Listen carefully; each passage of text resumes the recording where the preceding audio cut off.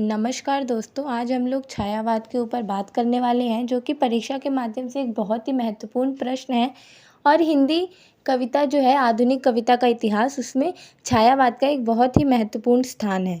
तो आइए इसको देखते हैं। वीडियो को अंत तक देखिएगा। मैं आशा करती हूँ आप लोगों को वीडियो पसंद भी आएगी, इसलिए आप वीडियो को लाइक भी कर दीजिएगा और चैनल को अगर आपने सब्सक्राइब नहीं किया है तो वो भी कर दीजिएगा। चलिए हम अपनी वीडियो को शुरू करते हैं। हम सबसे पहले प्रस्तावना लिखते हैं। चलिए देखते हैं। आधुनिक हिंदी साहित्य के विकास क्रम में छायावादी काव्य तृतीय स्थान पर आता है। तृतीय स्थान का क्या मतलब है?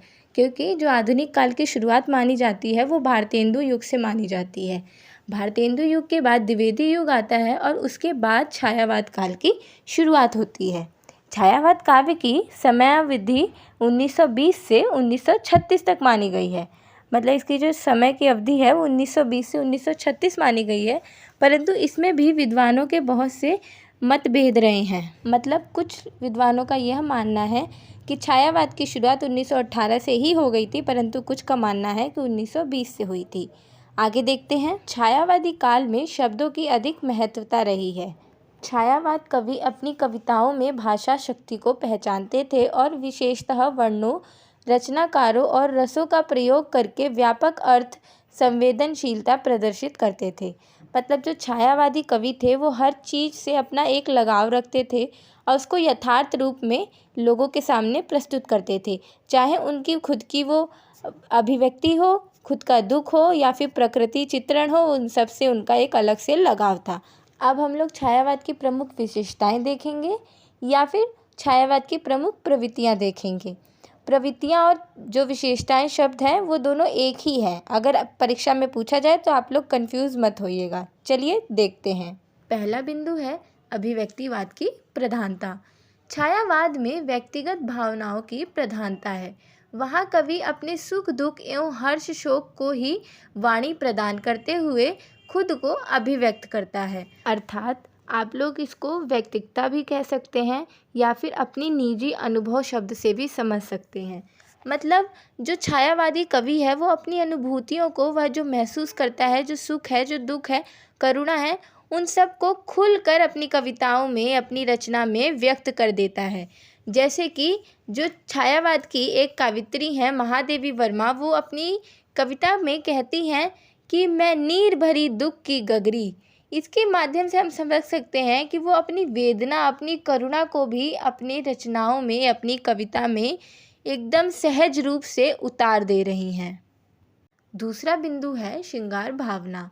छायावादी काव्य मुख्यतः श्रृंगारिक काव्य है, किंतु उसका श्रृंगार अतीन्द्रिय सूक्ष्म श्रृंगार है।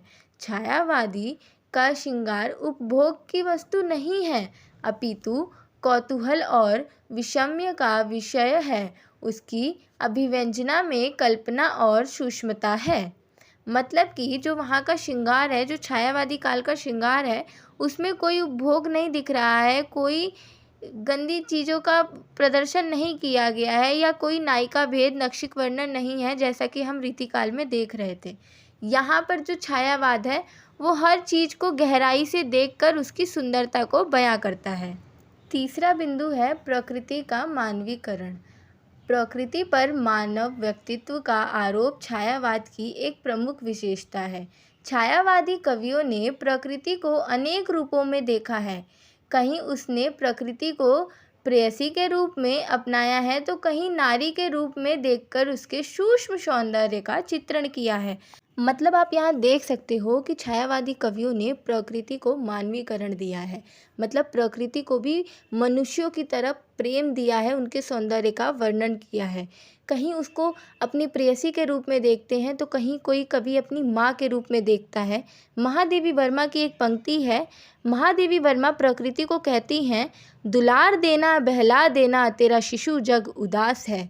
मतलब यहाँ वो प्रकृति को एक माँ के रूप में देख रही हैं और कह रही हैं अपने पूरे संसार के बच्चों को दुलार दो, बहला दो, तुम्हारा जो ये शिशु जग है यह बहुत उदास है। तो यहाँ आप देख सकते हैं कि प्रकृति का भी छायावादी कवियों ने कितना सूक्ष्म सौंदर्य चित्रण किया है। आगे देखते हैं। चौथा बिंदु है अज्ञात सत्ता के प्रति प्रेम। अज्ञात सत्ता के प्रति कवि के हृदयगत प्रेम की अभिव्यक्ति पाई जाती है। इस अज्ञातता को कवि कभी प्रेयसी के रूप में तो कभी चेतन प्रकृति के रूप में देखता है। छायावादी कवि की यह अज्ञात सत्ता ब्रह्मा से भिन्न है। मतलब आप लोग छायावादी कविता में देखेंगे तो जो चीज़ें अस्पष्ट है ना, उसको भी, जो अज्ञात है उसको भी ये कवि अपनी कविताओं में उतारने का प्रयत्न करते हैं। जो छायावाद की कविताएं हैं इसमें बहुत रहस्य छुपा हुआ है। पाठकों को साफ साफ समझ नहीं आता है कि कवि की क्या संवेदना है, परंतु कवि ने इस अज्ञात सत्ता को भी अपनी प्रेयसी के रूप में, एक प्रकृति का हिस्सा के रूप में अपनी कविताओं के रूप में निखारा है, उनको बताने का प्रयत्न किया है। आगे देखते हैं। अगला बिंदु है नारी के प्रति नवीन भावना। छायावादी में श्रृंगार और सौंदर्य का संबंध मुख्यतः नारी से है। रीतिकालीन नारी की तरह छायावादी नारी में प्रेम की पूर्ति का साधन मात्र नहीं है। मतलब आप यहाँ देखेंगे जो छायावाद कवि हैं, इन्होंने रीतिकाल की जो नारियों का स्वरूप रह गया था कि वो बस भोग की वस्तु बनकर रह गई थी, ऐसा छायावाद में नहीं है। छायावाद में नारी को सखी माना गया है, प्रेरणा का स्रोत माना गया है, बुद्धि का प्रतीक माना गया है और उसको बहन, सहचारिणी, सखी, मित्र, इन सब नामों से, उनको इन सब संबंधों से नारी को प्रोत्साहित किया गया है। अगला बिंदु है राष्ट्र प्रेम की अभिव्यक्ति। छायावादी काव्य में राष्ट्रीयता के स्वर भी मुखर हुए हैं। प्रसाद जी ने अपने नाटकों में जो गीत योजना की है उससे राष्ट्र भावना की सुंदर अभिव्यक्ति हुई है।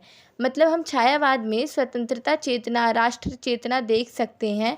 यहाँ पे अलग अलग कविताओं के माध्यम से जो कवि हैं उन्होंने जनमानस के बीच में एक राष्ट्र चेतना को जागृत करने का प्रयास किया है। जैसे प्रसाद जी की एक कविता है, स्वयं प्रभा समुज्ज्वला स्वतंत्रता पुकारती, अमर्त्य वीर पुत्र हो बढ़े चलो बढ़े चलो। इन सब कविताओं के माध्यम से हम इनके अंदर राष्ट्र प्रेम की भावनाओं को देख सकते हैं। अंततः हम निष्कर्ष रूप में कह सकते हैं कि जो छायावादी कविता है वो एक नवीन दृष्टिकोण लेकर आई है, जो द्विवेदी युग की प्रतिक्रिया के स्वरूप में पैदा हुई थी और ऐसी काव्यगत अभिव्यक्ति है जो मनुष्य के मन के कोमल भावों की अभिव्यक्ति करता है, प्रेम की अभिव्यक्ति करता है, प्रकृति को मानवीय दर्शन देता है, नारी को भी एक नवीन दृष्टिकोण में छायावादी कविता में देखा जाता है।